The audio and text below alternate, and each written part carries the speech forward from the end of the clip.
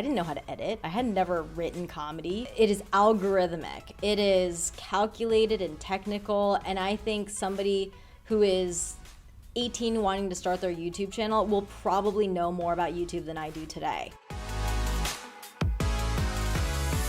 Hey everyone, I'm Erin Ashley Simon. I'm a broadcaster, entrepreneur, and a cultural disruptor who's redefining what it means to be a creator. Welcome to Real Gems. Today's episode is about transitioning away from traditional disciplines within culture and art and moving more towards emerging ones. Today's guest is an award-winning TV and digital host, actor, as well as producer who found her early success in 2010 on YouTube and amassed a global digital audience due to her comedy, her writing, as well as her passion for gaming. She continued her momentum as a multifaceted, classically trained entertainer who has danced between both digital and traditional media. Please welcome Mari Takahashi, aka AtomicMari. I am so happy you're here today. We always have conversations like in informal settings. I think this is the first time we're actually having a formal conversation. What if it goes totally different because now there's microphones in front of us? Maybe, I don't know. I doubt it. No, I'm so excited to be here, honestly. And like, since the beginning of like, I forget how exactly we met, but like we've had so many good conversations. Yes. Like whether they're 2 minutes long or like 2 hours long, I come out of it being like, okay, I'm inspired. I feel like confident about myself, and I'm like, I feel so good talking to you all the time. Thank you. Me too. And I'm always just like, dang, like if Ari can do it, I can do it. She's been in the game longer. Dude, we're really good at gassing each other up. We are. But you know what's crazy? I feel like we go through similar things, but at the same time, our beginnings are very different. It kind of shows you that we all go through similar struggles, even though we come from different beginnings. And yours is actually quite fascinating because even before we get into the YouTube stuff, you were a dancer. Mm-hmm. We got to talk about that. I actually have seen some of your Instagram stuff. I think you do it sometimes. I think you do like some dancing sometimes, or you used to, and you post it. And I was like, oh my gosh. Like, so tell us about that. How did you get into all that? Yeah, so I got into it because my mom is a ballet dancer. Really? So she has a ballet school. I'm a second generation dancer. I don't know, dancing out of the womb or however way you say it. But it was like kind of like my destiny since like I was born. She knew that she wanted to kind of teach everything that she knew to her daughter. And so I was dancing before I even knew it. At age 3, I was on contract. I was touring. Like I was working from age 3 to 10 years old on tour. And so it's like I was just thrown into it before I really was like, oh, maybe I'll try something else. But I do remember when I was 10, all I wanted to do was like kick stuff. And I'm like, I just want to do soccer and I want to do karate.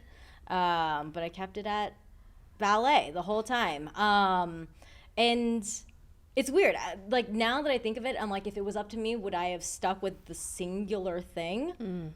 Knowing my brain now, I'm like, no, I wouldn't have. I would have been like, I do 2 months of soccer and then I'm like, I want to try something else. And then I'm going to try something else. But because I was sort of like ushered into this way, I kept at it. And it was the only thing I did after school. Sometimes I'd be pulled out of school to do it. And so I was able to like really focus in and master one thing. And I went professional at 17, was in a company. That was my 9-to-5 job. And that was going to be my whole life. I thought I was going to do ballet until my knees broke, and then I would teach ballet until I died. That was my only sort of like trajectory. Wow.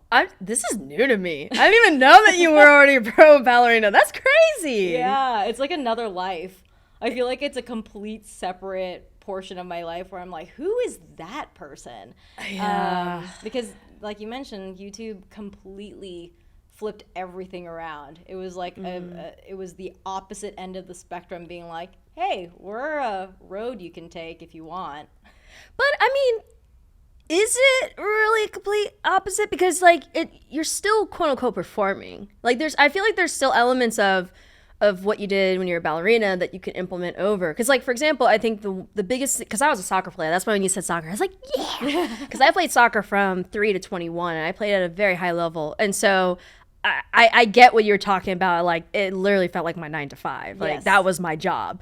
But I do feel like there are elements of it that I've really brought over to my career. Like, obviously, discipline, dealing with a boss or a coach that, like, or people that you may not always get along with, but you're gonna have to figure it out. And then also just like the crazy hours. Yeah. Like we literally just said right now, we're like, sleep. Ha! What is that? You know? Oh, I was just talking to an actor, Dominic Columbus. I was just on his podcast, and he also was an athlete. And it's a really interesting thing. And he's a professional actor, or a working actor. And it's just so interesting that you mentioned that, because you do pull from all of your experiences in the past, even though they seemingly don't fit. And for me, I didn't think YouTube fit because in 2010 when I started, it was the most like renegade sort of like ragtag.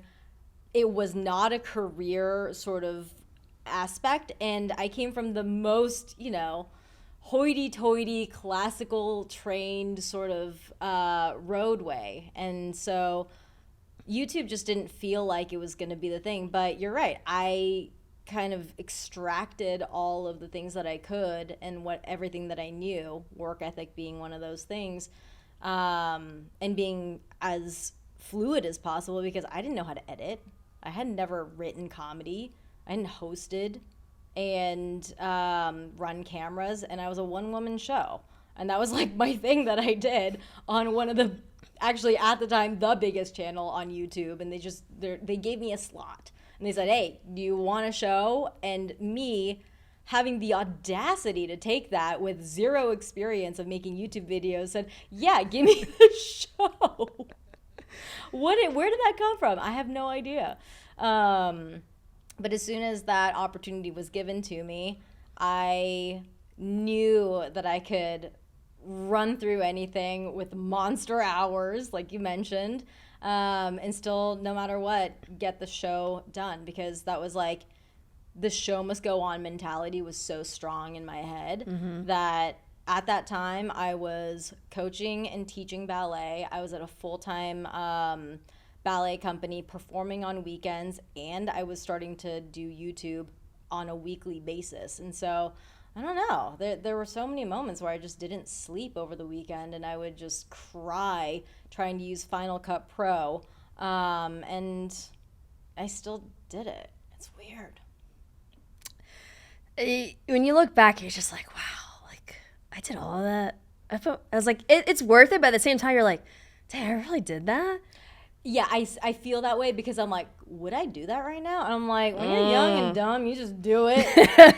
Today, I think I'd be like, let's analyze, the time to output ratio. And sometimes you just have to just do it. I think that the moments where I overanalyze are the moments where I find a bottleneck in what I do, and all this potential for output doesn't happen because I'm like, oh, what if it's not good enough? What if it's, judged? What if this isn't the direction I want to go? And there's so many things that I can doubt about myself. And I think back then, there was none of that. It was just post it, and the folks who see it, and there was perhaps less ego. Maybe I just have way more ego now, where I feel like I need to hit a certain, bar or something. Yeah. But I think getting back to those roots is always really important. And how did you go from, like you're saying, when it came to being a ballerina, you had this one thing, you had to put all your energy into it and focus it, and then you had to kind of switch directions, do a 180, and then manage and prioritize many things at once. Like, how are you able to do that process? I think that was actually perfectly from ballet, because there's so many things going on in your head. Probably also, as an athlete, you understand this. You have a match, you're thinking about the next thing, you're thinking about the people around you. You've got your own, bring A to B. sort of thing. And I think with ballet, it's the same. I'm on stage. I'm in the moment thinking about the thing that I need to, but I'm also thinking about the music. I'm trying to think of like making sure that my costume is staying on. If something feels like it's my hair is gonna fall apart, then a little segment of my brain goes there. You get used to that sort of thing, and I think any content creator, producer, any creative understands that you just keep piling on hats.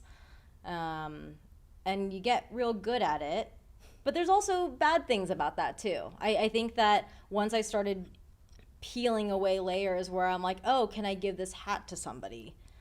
I'm like, but I can use that hat, so I'll keep it on. And lo and behold, it was really hard for me to extend out and build out a team, because I felt like if I could do it, then I should do it, and I would feel a lot of shame if I wasn't putting my all into it. So I'd be clamoring onto my 10 hats: producer, director, host, writer, all these things, and I'm like, okay, maybe I don't need all these hats. I feel you. I'm the same way. Like, I am just like, okay, it has to be a certain way. I want it to be like this. I want to be like this. And I had to learn, I'm like, you have to start delegating, because you can't do it all yourself, especially if you're trying to build a team. Like, I was just like, okay, I want to have a video a specific way. I want the podcast to be a specific way. But I'm like, you know what? I'm going to pass it off. I'll be like, Ben, go film it. You figure it out. Like, I just don't want to. But I feel like now I'm at a point where it's like trying to prioritize where I want my energy to go into. How do you determine that? Like, how do you determine what's important versus what's urgent versus what you have to delegate, and then versus way to say, nah, this doesn't matter. I'm not going to do it. Yeah, I think the delegation part comes from just being real and understanding. I know in my head that there are things that other people are way better than I am at. And if I just pass it on, they will rock it. I think that I had to get over this feeling of like, yeah, again, this guilt of like, well, yeah, they could do a better job, but I know I can do it, so I probably should.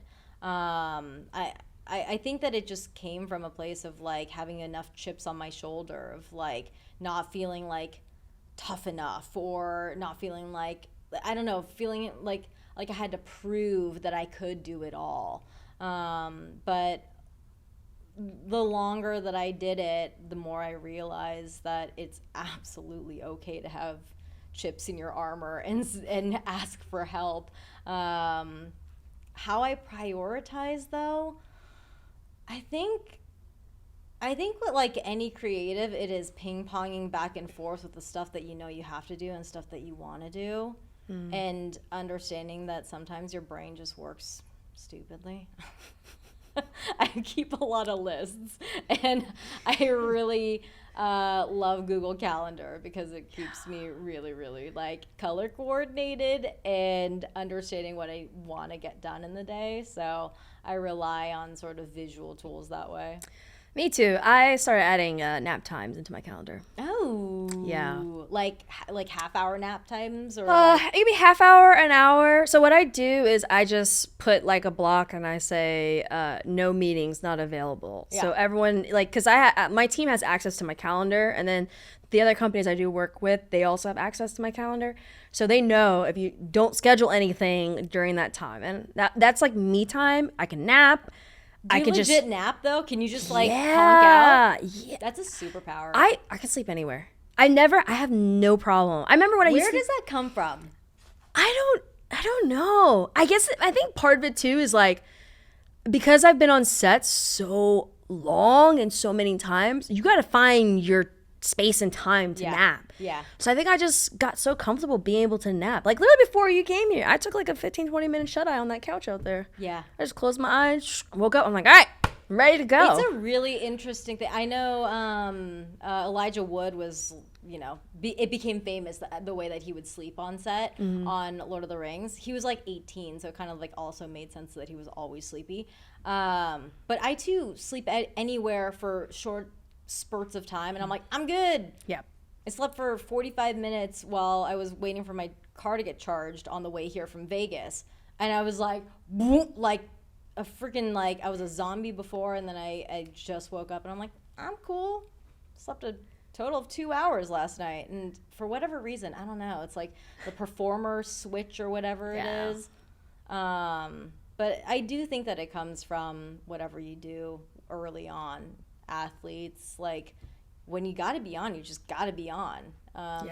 You have people relying on you. You've also got just, like, I don't know, this fire that just is like, no, you got to do it now. You just got to go. And you do.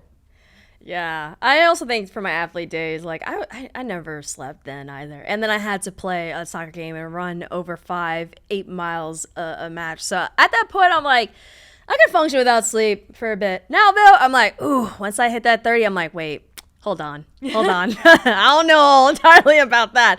I think I need naps. Do you think that there's something to say, though, about, like, you know how hard you can push yourself, and you know how hard you can push your body and still get through tasks, that it's you've got a good measure of, like, stress testing? Because I feel like I know when I'm on, like, day 3 of getting, like, about 4 hours nowadays, I really tucker out. In my 20s, I used to be able to do, like, 4 or 5 days and then tucker out, but, like, you just know when you're like, now it's wrong, now I gotta stop. But I feel like I know that limit, and I'll push it if I need to, or if I'm irresponsible. You know what I view it as, I'm better at setting boundaries for myself. Like, nice. I'm better at saying, like, no, like, you need to rest. Your body's clearly telling you it's on E right now. Take a rest, because I realized I would like not empty, not E like E like empty, not for Erin, you know. My brain went. Sometimes I like not like to be Erin, you know. I like to be something else, you know. Yeah. I wonder if I never had a persona name, so I don't even know what it would be. Actually, name? My friends do call me E though. That's cool. They'll be instead of Erin, they'll just say E. I like so it. I guess that's it. That's it. You're like a Bond spy. A Bond spy. Yeah. Don't they have first letters? I don't know why James Bond has a number, but everyone else is it was that, or T-Boz from TLC. Yeah. They call me E-Boz. Nice. Because of short hair. They're like, instead of T-Boz, you're E-Boz. I like it. I know, right? Friends. What are they for? I've got dumb names. Wait, you do? Really? Wait, what other? I've never heard of it. No, I mean, I don't know why. They've always been from, like, video games. We used to play GTA a lot, me and my friend group, and I would always drive around the taco truck, so I became Mari Takahashi. Mari Takahashi is how my friend lays a corn. Always just it's been going on for 10 years. Oh my god! Listen, you should spin that into. You could spin that into something. Little taco shop. Maybe like what? Like I don't know. Is there like a Mexican-Japanese fusion? I think there is. I know there's a Korean Mexican fusion taco truck, and it's the bomb. Really, that sounds good. I think you like may want bulgogi tacos and it's stuff. so good. Ooh. I think you may want to jump on that bit. I'm getting some nods over there. Yeah, it is. It was really good. And listen, maybe you could spin that into a fusion thing. Maybe. I'm just saying. I can have my own little taco truck. I can have what is that movie, Chef? That was so good. See, everyone, this is literally the conversations me and Mari have, like, all the time. They will divert into you have questions there. We will get through maybe one. I'm like, what are questions? No, but I think it's cool. I think that, I mean, honestly, like, I think this shows you the dynamic that creators have, because they don't, I mean, aside from, like, probably this, I don't even think people have really seen, like, me and you in the same space. Yeah. Well, no, I take that back. LA Comic-Con. That was the first time. That was the first time. But aside from that, no, we just be chatting. I know. It's always a good vibe. I like it. Yeah. And you give me a Christmas or a birthday card. That was so sweet. Oh yeah. I have it on my little, like, section right by our kitchen. Aww. Very sweet. Listen, you gotta give birthday cards out. It goes back to what we talked about, which it kind of fits into this question too. Yes, we're gonna hit the question. Yeah, we're finally. I know. They're like, when do you get back on track? No, but it goes back to, you know how we always have conversations where it's like, it doesn't matter how big you get, right? Like having genuine relationships, be able to communicate with other creators, because there's so many ups and downs that come with it. The challenges that you had back in the 2010s with Smosh is not necessarily some of the same challenges that you're facing now. And one of the challenges that you and I talked about is like transitioning, right? Transitioning with the changing times, transitioning with your careers, because I know you're getting into a lot more acting, and slightly moving away from like what most people have known you for. Yeah. It's freeing, but also kind of scary at the same time. Absolutely. Yeah, especially when you're so tied to it, it becomes your personality or the way that people know you, like you said. Yeah. And it's like, yeah, taking that leap and being like, is this the right move, and what does it mean if I let go of this portion of it? What I've realized is that you never let it go. Like you can shift, but the way that like I remember bands, for example, growing up, it is a slice in time that band to me and their songs meant what it meant for my time that I was alive at that time. Yeah. And I realized that for so much of like what people consume on the internet, it is very similar. Yeah. I will always be Mari from Smosh Games to a certain amount of people because that is exactly what they watched, and they don't watch me anymore. But for those folks, I'll always be that persona. And I think that's totally like, it's perfectly okay. Because I wouldn't have been here without every step of the way. I'll always be Ballet Mari, and I used to go by my full name, which is Mariko, and so like I am That's the first time I ever heard. That's the first time I ever heard it. Yeah, Mariko.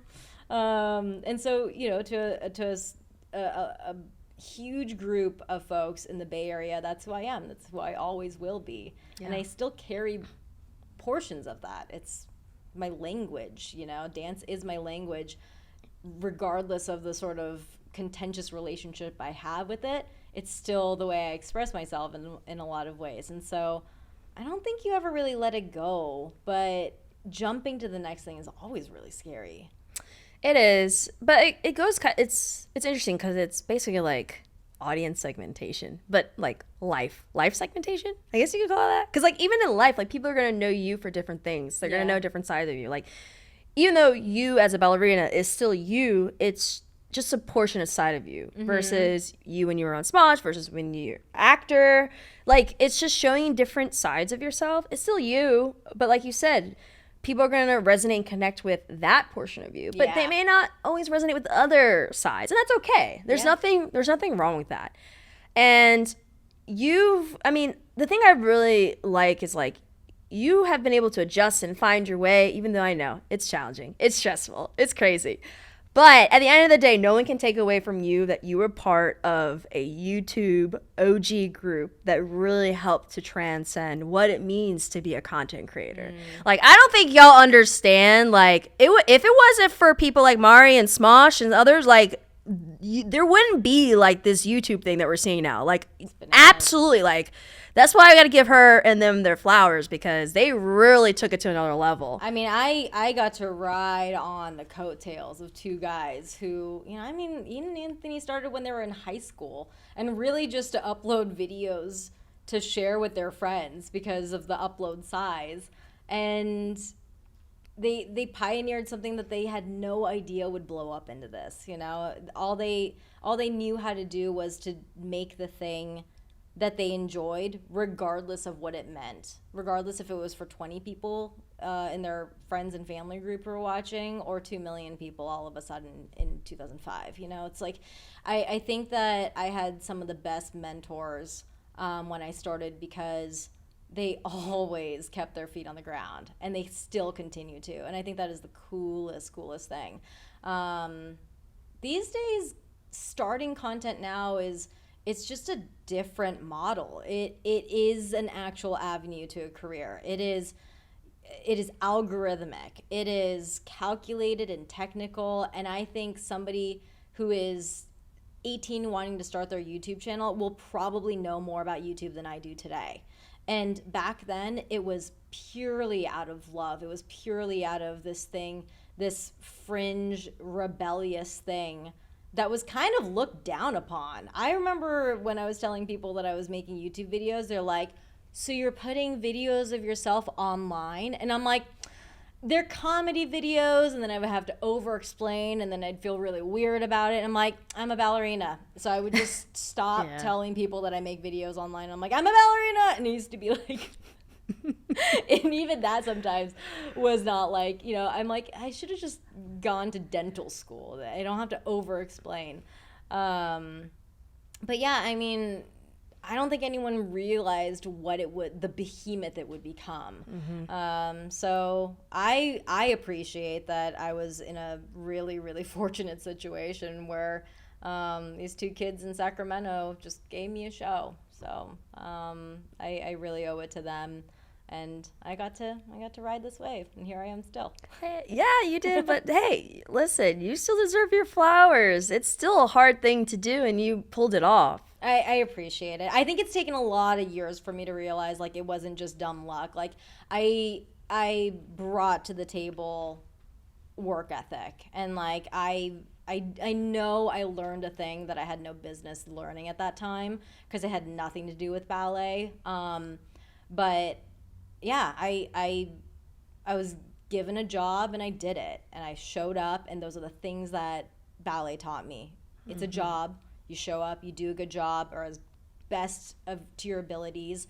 You're professional, and you know, you keep getting hired. And so I very much saw it as a gig and not this sort of like rocket to stardom. And I think that it's really got to be difficult seeing the creator market now, because how can you not? It's a giant rocket in front of you, and it says almost guaranteed to get you there, because there's so much information as to how to get you there.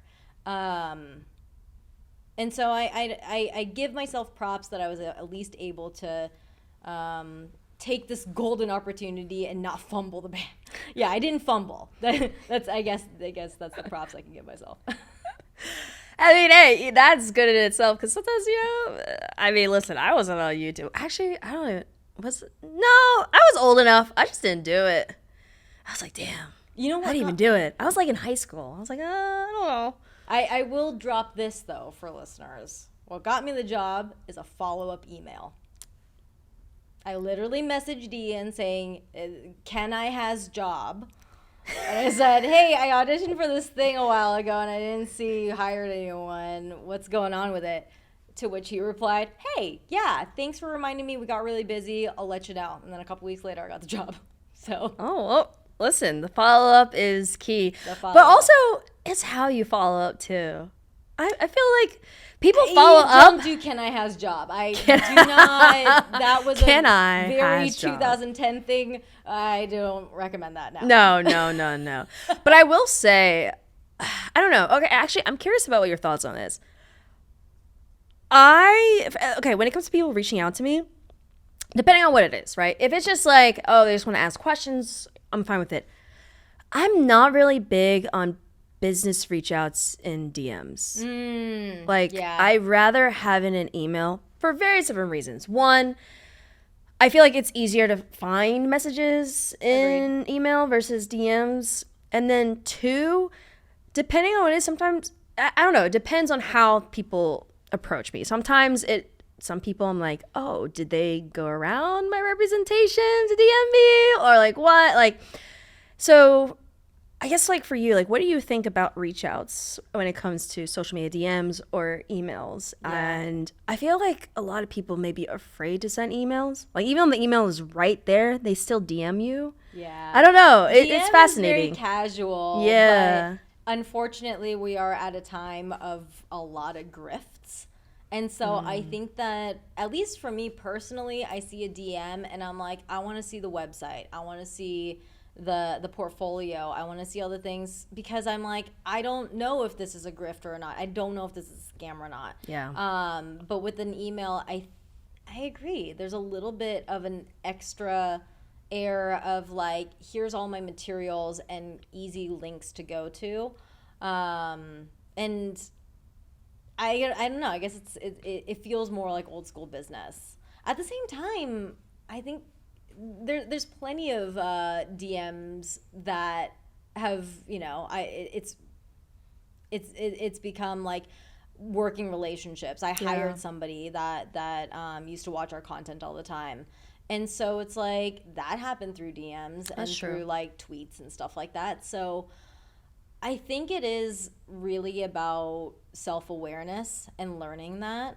There isn't, I guess there are courses now. There's like Charisma University or whatever, Charisma on Demand, I think it's called. Wait, really? There's a whole course on just having charisma?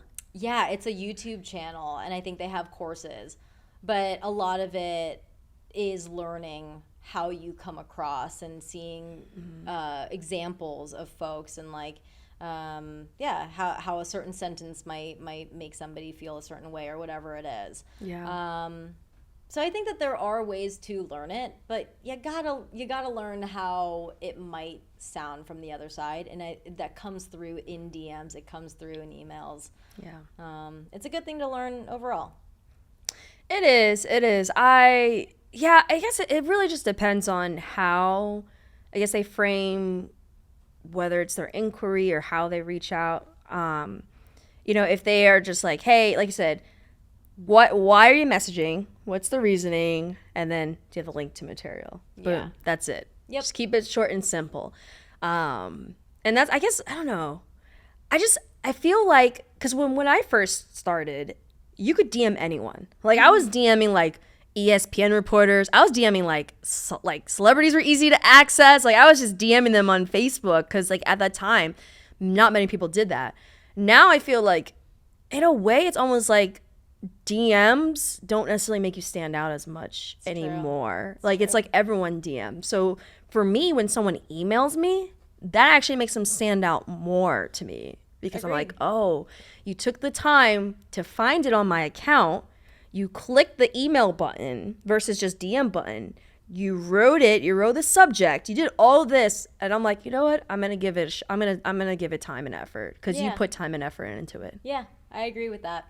Yeah. I feel like also with emails, you can't do like 2 sentences and feel like it's like a complete email because you see the length of it. Yeah. On a DM, it looks like you've written a good paragraph and you just kind of send that off. But in an email, I feel like as you're writing it, you're like, I gotta add some more substance.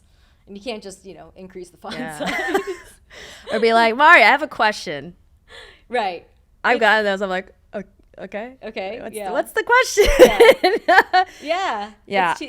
There is a cavalierness to it. But you're right. The times have changed. Yeah, it is really changing. has. It is so changing. Like, I think that it's like reasonable that people are more on guard too.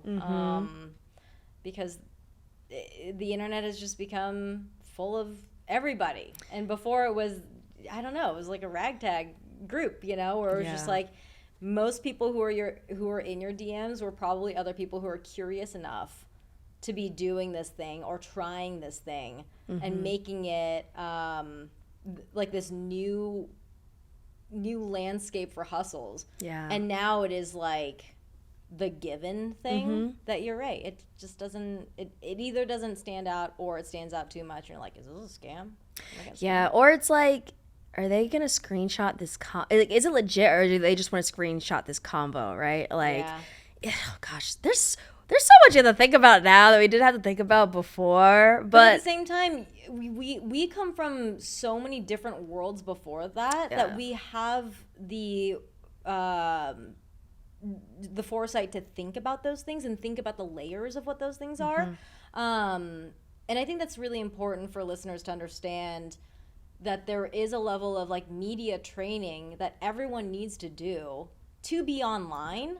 And it's not going to be, how to host and how to do all the traditional things that come from media training.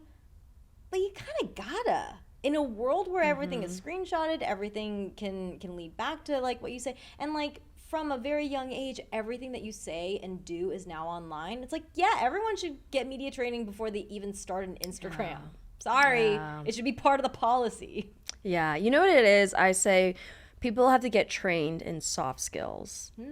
Like, I think that's something that's sometimes a little bit lacking, understanding the soft skills. Like, even just like you were saying, like being aware and mindful of even the tone and cadence that you say something. You can say something twice, 2 times with different tone and different cadence, and it can come across and mean something differently to another person.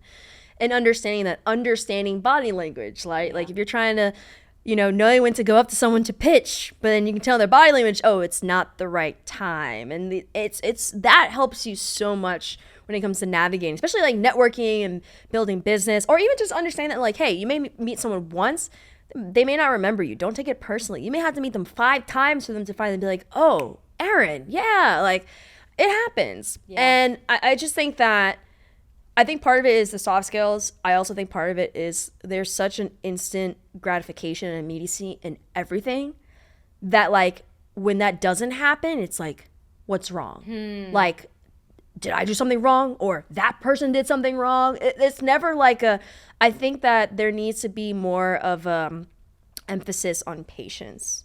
What did my friend say? My friend was saying there needs to be a less intensity, more consistency. The art, what did she say? It was like the art of going fast is easy, but the art of going long isn't, and it requires patience. I like it. Like to have longevity, it requires patience. Yes, it does. And golly, I didn't realize that this career could be this long. I think every single year since I started, I'm like, this has got to be the last year, right? And it's only increasingly gotten bigger. The industry's only gotten bigger, and that's YouTube, gaming across the board, and then beyond, right? Mm-hmm. Like, I mean, today, I don't know if this dates this episode too much, but like... that's fine. Okay. So it was Summer Game Fest, and it's kind of the showcase that brings forth like all the new video games coming out for the year. You know this, of course, telling the audience. Thank you. And yeah, of course you know. And we've got Nick Cage rolling into the scene, right? And like a couple of years ago, we had Keanu Reeves on stage for the Xbox showcase, and it's tying in these massive, massive industries. And this is the time that we're in right now. But it didn't feel like that for a very, very long time. And so it's important to know that if you do it right, you can have so much longevity in the career path that you take. You just got to be smart about it. Because you can skyrocket real fast and burn out and fizzle out and not be able to get back up there again. But if you kind of like, I don't know, if you're not a rocket, but you're like one of those like little tiny airplanes and you just keep going, you just kind of cruise, you can go for a long time. I also tell people too that one, having 1 million, this may sound bad, but having 1 million followers these days means nothing. I know. So many people have 1 million followers. Yeah. And then on top of it too, just because you have millions of followers does not mean that you're culturally relevant. I always tell people culturally relevant or cultural relevancy is way more important than just having a following. Yes. Like to have an influence that impacts individuals or a community or an industry that transcends multiple years and decades, and culturally too. I mean, that's part of the reason why Snoop Dogg is still relevant no matter who you are. You could be 10 years old and you know who Snoop Dogg is, right? But there's some artists that you may, I'm not going to pick any specific artists because I love them, but like you could say now to some kid, they'll be like, who's that? Right. And that's why it's like, I always say like aim to have some cultural relevance, like create that longevity of having an impact in your industry, having an impact in that specific culture or community. That's how you build longevity versus just coming in, boom, getting a bang, getting a buck. And then look, there's so many, like, even like artists. There's so many artists that came in, were hot 1 second. We don't hear from them anymore. Yeah. And I think at a time where followers has become currency, it's not always about the follows. And you're talking about music, producers most of the time have 0 following. But they have produced some of your favorite songs. Yeah. I was looking up a really, really old band that I used to be into called Orgy. And the band, guys. Sorry, I got a little immature for a second. I was like, her favorite band? But I recently learned that most of the songs that I loved from that band produced by the same guy. That same guy produced for, I think, like Backstreet Boys. Oh, wow. I think like some pop stars and then some rock bands, and it kind of like across the board with different types of songs, but like banger after banger. How many followers does this person have on Twitter? Like 2,000.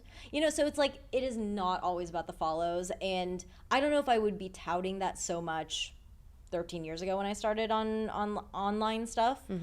But today, because it is such a relevant thing and such a thing that people try to hit, a goal of 1 million, get that platinum button or whatever it is, it's so much more in depth with who the movers and shakers of any industry are. People who are developing the games that you love to play don't have 1 million followers. Sometimes they do, but most of them don't. Most of them are not personalities. They're working. And that work and the output of that is the most important part. Yes. So don't get too bogged down on the numbers. Speaking about work and output, tell us more about what's going on in your acting world. You also part of the ownership group for Space Station Gaming. Like, tell us about all these other ventures you're part of. This is. I feel like this is where I'm just like, my soul is just like a thing where I feel like I'm choosing to do these things. Where in a world where I feel like things were chosen for me, or like I fell upon a path. Ballet, that was a given path to me by my mom. YouTube, that was a opportunity that fell on my lap and I ran with it. I feel like now I'm in a place where I'm choosing to do things and with a real mindset and a goal attached to it. And I think for acting, scariest thing to try to get into, because I always put it on this pedestal of like, I possibly couldn't. I can't do this. And I had to get over it and say, I've done this before. It's just a craft and you keep working at it. I think that, I had this perfectionist mindset of like, well, I better be Daniel Day-Lewis, and most people can't ever get there. We can all aspire to, but I think as soon as I realized that this is going to be a slog, it's something that I work for probably for the rest of my life. Got a lot easier when I realized that I've already done that with dancing. When I taught, I used to say plie. We all know what a plie is. You just bend your knees. Seemingly the most easy step. A 2-year-old can do it, and anyone that you ask can put their feet together and bend their knees. It's easy. It's simple, but it's never easy, meaning that you never master it. You can work on it for 40 years, and you're still trying to get better at that plie. And that is a concept that I really, really love to teach and remind myself in ballet, and I just had to convert it to other places. Easier said than done. I feel like I go through these moments where everything feels right, and then at the 99% mark, I'm like, I've done it all wrong, and all these doubts still creep in. And I don't know. I don't want to assume this about everybody, but a lot of us creatives, no matter how long we've been doing this, we still have those moments where doubt creeps in. And so, yeah, it's not so much of a lonely road the more you talk about it. Yeah. Oh, yeah. We have doubts all the time. Yeah. Trust me. Sometimes I'm like, why am I doing this again? Like, what? Yeah, like, why am I doing is it right? In so many ways, I feel like there are so many paths that are opened. Before, it used to be the one path. And now there's like, any path you want to take, go for it. And I'm like, any path? I'll pick, what if that's the wrong path? Maybe I'll pick this path. Maybe that's wrong. And then I just have analysis paralysis. Oh, yeah. But I think the moments where I go with my gut feeling, it's always the right one. And jumping into acting was one of those things. As soon as I hit that moment where I'm like, oh, I can do this, I went for it. Space Station Gaming is one of the most organic ways of seeing myself into like the esports world because of the way that it happened. Sean and I had known each other. Sean McBride, who started Space Station Gaming, he and I had known each other for a long time from a creator's perspective. And he and I worked on like a Samsung thing at a Comic-Con one time. And like game just sort of recognized game at that point because our allotted time was for like an hour and the both of us stayed there for like 6 hours just like having fun, getting to know people and all that stuff, and we're like, hey, I like the way you work. And so we liked our work ethic and we were friends for a while. And then all of a sudden I saw him at Smite World Championships, and I used to go every year, and I was like, what are you doing here? And he said, I got a team. And I'm like, you have an esports team? And he started it out of the love of this particular game. Him and his buddies loved Smite so much that they started a team. And that's how it kind of like brewed into what it is now. But that was the first time that I saw Space Station. And I'm like, immediate fan. And years later, you know, having conversations with Sean, I'm like, how do I continue what I have been given in this gaming industry and spread more of it, like open more doors for people to come through and keep that door open. And the more we talked about it, it was me being a part of Space Station, and that's how that happened. But it came from like years of kind of ping-ponging back and forth and making sure like this is the way we want to do it. And that first initial gut check was the right one, and that's why it feels so good to be a part of it. So yeah, I don't know what it is about guts, but like it is, if you can learn to hone in and listen to it, I think it's really powerful. I'm still learning, honestly. Yeah, intuition is very powerful. I feel like that's the one thing I've been able to really build on is like my intuition. I always listen to my gut. If something feels off, no, or if it feels like, yes, this is it, go. Like, gosh, the just moments, leaned into it. The moments that, because YouTube was that for me too. Mm-hmm. Why would I say yes to a job that I'm not qualified for? I have no idea. But my gut said yes, and nothing made me turn around from it. If I could hone in on those moments more, powerful. Do you do anything? Do you meditate and stuff? Like, I meditate. Does that help? Meditation, it really helps with kind of you said, the analysis paralysis. Like when I'm overthinking, I'm like, all right, let me just sit and just whatever feeling comes to me, I'm going to go with it. And then that's when I really feel like, yes, do this, or no, this doesn't feel right for you. And then also another thing that I gauge is also whenever I hear about a project or hear about something, how excited do I get when I hear it? Because I want to lean more into doing things that excite me. Yeah. We can figure out all the logistical things after. But like if I don't have that, like it's like a little flicker inside. Yeah. That's also my intuition telling me like, yes, this is something you want. And there's some times where I'll like hear a situation or like a project and I'm like, that flicker's not there. I don't think this is it for me. The fact that you can listen to it is, I think that's so powerful. I go back and forth. I know I've got it in me. I know I've got good, I don't know if it's like taste or whatever it is. Like when I know and it's good, but I think that I waver sometimes and I'm good at convincing myself like, no, you do want that thing. And I'm like, wait a minute. Just a second ago, I don't think okay, fine, I want the thing.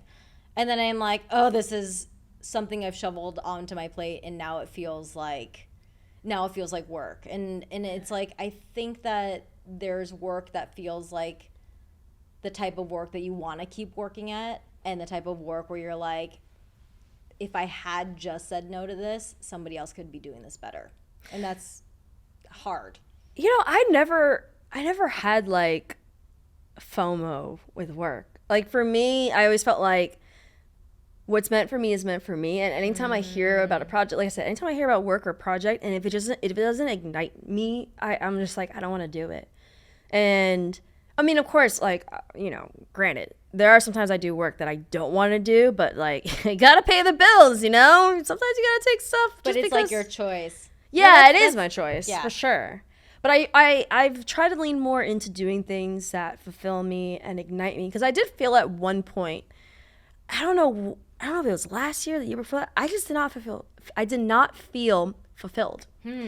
And I was doing so much. I feel like I was like at a high point in my career, and I'm like, I'm not really enjoying some of these things. Because like it just didn't feel like that flicker in me. Like I don't know if I lost inspiration or what it was. I just didn't feel it. And then eventually I like did a 180. Like now I'm like, all right, let me change my environment. Let me change certain things. Like I stayed off of Twitter. I'm not really on social media a whole lot. I already told you, I'm hiring people to handle my social media. Yeah. And I just like, now though, I feel like I'm getting more inspired. And then like this project came about of like, there's something I want to do. I don't care how big it gets. This is just something that like excites me. I want to do it. And also kind of like the amount of conversations I've been having with like people like you and other creators. I'm like, yo, I have these conversations with my friends, but like, I'm like, I want to have these conversations for people to see, because like we're talking about some real shit. Like, you know, like, and I don't think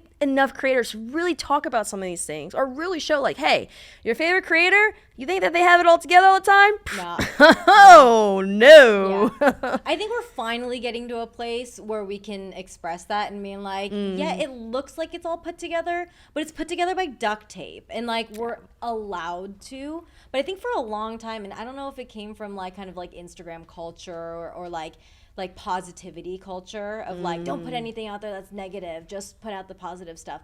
What it became was a yearbook of only the good stuff. And so then the perception became, wow, you're always blank, right? You're always happy, you're always having fun, or whatever it is. So then it became a thing where like, well, I can't disappoint and say like, today's a bad day. But I think right now, and perhaps it's something about new generation coming up and being a little bit more real, everyone hitting reset during the pandemic, but I think everybody is a lot more realistic and just being like, yeah, we're going like this, but it is this, and it's perfectly okay. It doesn't detract by any means. So yeah. We're moving.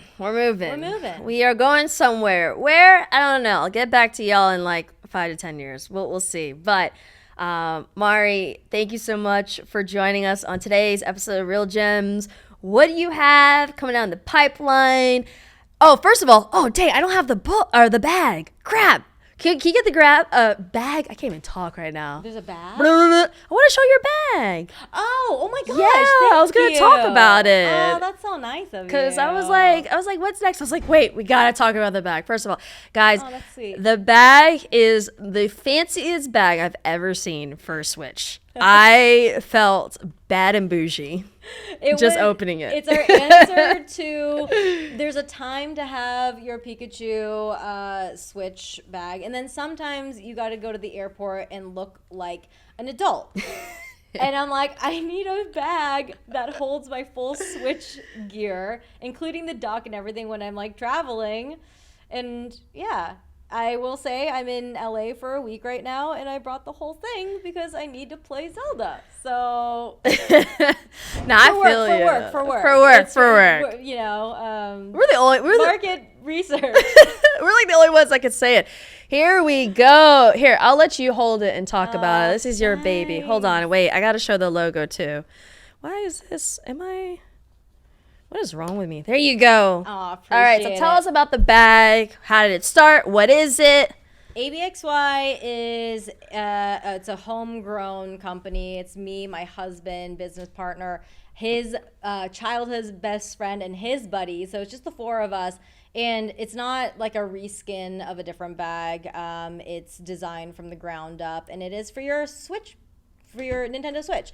And it is like a oh my gosh, this is me doing a terrible demo. That's okay. Okay, so it's like a doctor style bag, so it opens up from the top so that you can get like a full view. You can put in 2 controllers, your Switch, and all of its accessories, and the dock. And if you've got like a sibling, or you know, you're bougie and you got 2 Switches, you could put another Switch down here if you want. When you're on the airplane, I hated that it would always kind of slip around on like the tray. Yeah. And so you could take your Switch and put it here so it's like theater mode, and then that way it's not going anywhere. Wait, you didn't say that earlier? Yeah. Oh, that's so fire. Because the number of times that the plane would just move a little bit and my Switch would go quick, and then I would have to pick it up off the floor. It was a lot. And if you want to gut this thing and take the foam out and just use this part for other stuff, like you were mentioning headphones, if you want your headphones in here, your Switch in here, you could do that too. So it's pretty versatile. And yeah, it's called ABXY, and you can find it at abxy.store.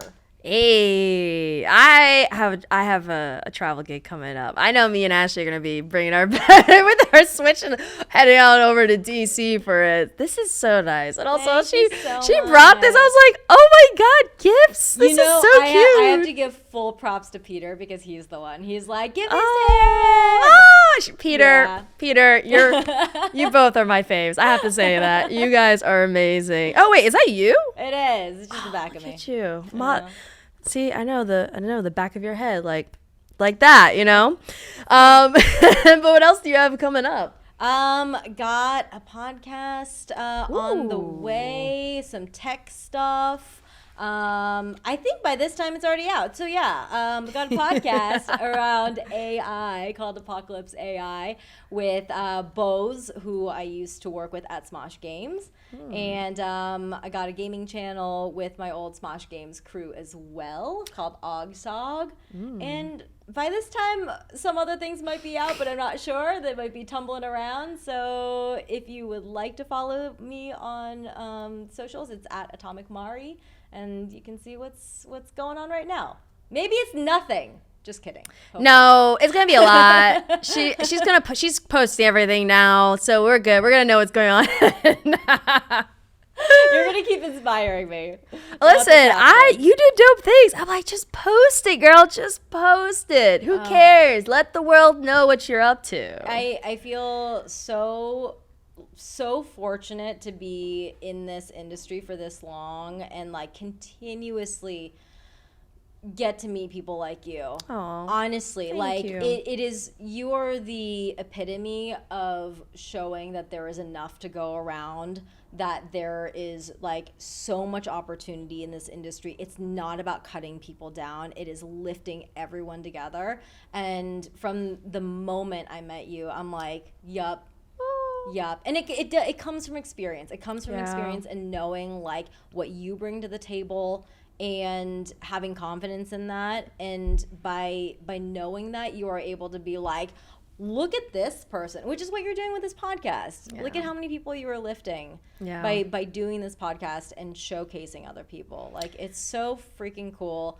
I'm so grateful that I get to know you. And the gaming industry has its own like sets of problems, the asinine sort of like headlines you read about, but there are so many good freaking people in this industry, and you're one of the good ones. Don't make me cry. Yeah, why am I getting teary talking about it? It's the lights. It's the lights. Somebody's going like this. I got something in my eyes. That's what it is. No, I really appreciate it. I don't know. I don't know. I've always been someone who's just like I've never been afraid to support other people because I don't know if it's confidence or what, but like my whole philosophy is like, I'm great at what I do. Why should I be threatened by anyone else? If anything, you're great at what you do. What we do is two separate things, same but separate. And it's just like, there's a seat at the table for all of us. We can all win. If anything, I'm a firm believer in that. We actually all win more when we come together. Yeah. And some of my like inspirations in business and all that, they always built other people up and everyone wins. Yeah. And so I don't know, I've always just been like that. I don't know where it comes from. I just never been, maybe part of it too is when I was younger, I definitely, I dealt with a little bit of bullying, and I dealt with people just not being nice. So like I always like was like, when I'm older, I don't want people to feel that way, the way that I felt. Like, I want people to feel like it's okay to be themselves and that I'm not going to judge them, and that, in a way, I know this sounds really bad when you say it, but when you understand the context, it's actually not that bad.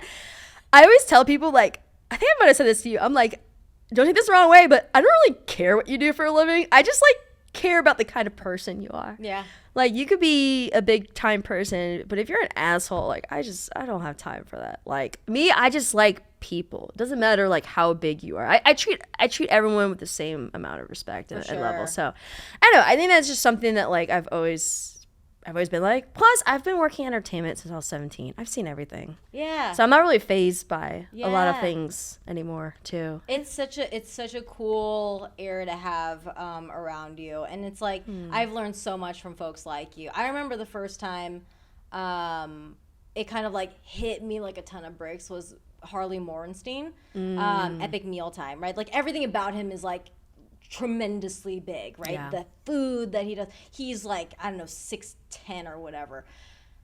And I remember he said something to the degree of like, there's enough for everyone. And we were talking about content, digital stuff, online things. And this was, I don't know, gotta be like 2015, something like that. And it hit me like a ton of bricks where I'm just like, gosh, there's something so, I was gonna say so epic. That's so corny. But there is something that weighed so heavily on me where I'm like, God, gosh, what a cool thing to learn right now. And there have been so many folks in the industry who have taught me that by their actions. And it's always like left a mark for sure. Yeah. So my last question to you, I asked every guest this question. What is the one advice that you would want the viewers and listeners to take away? What is that real gem that you want to leave today? I think we touched on it, but I think it took a long time for me to kind of unravel the sort of notion of like life is short and that sort of notion that we hear all the time. And it's taking me a long time to sort of separate that and realize life is so long. If you are given the grace of staying on this earth long enough, it is so long. There's so much time for you to do stuff. At this point, I feel like I've lived 2 full lives as a ballerina and as like a specific gaming YouTube content creator. There's so many more chapters I realize the next lives I'm going to be living. And so, yeah, it's a lot of what we talked about. Patience with yourself is so important because it's the way that you are able to kind of work on yourself long enough that you do gain the type of confidence that you have, Erin, that you don't have to cut other people down. You know that your experience and your worth are earned, and that way you don't have to do that to other people. But it takes time. It takes time, experience. Those are the things that you cannot buy. You can't just go to school for it. And there is no shortcut. You just got to be able to learn and earn those things. So, yeah, I think it would be to have grace, have patience, and understand that there is a very long road ahead. Absolutely. Mari, thank you so much for joining us on Real Gems today. You know I'm going to hit you. I'm going to talk to you later, girl. We're going to keep this conversation going. But unfortunately, to all of the viewers and listeners, we have to end today's episode. But don't worry. I'm sure Mari will be back again later on. But let me know, what is your favorite Real Gem? What from this show you really enjoyed from the conversation, her perspective? Let us know. Drop in the comments section. Also, do not forget, you all know what time it is. Like, subscribe, and follow. And stay tuned. If you love this episode, well, you surely will love the next one. But until then, my name is Erin Ashley Simon, and I'll catch you all later.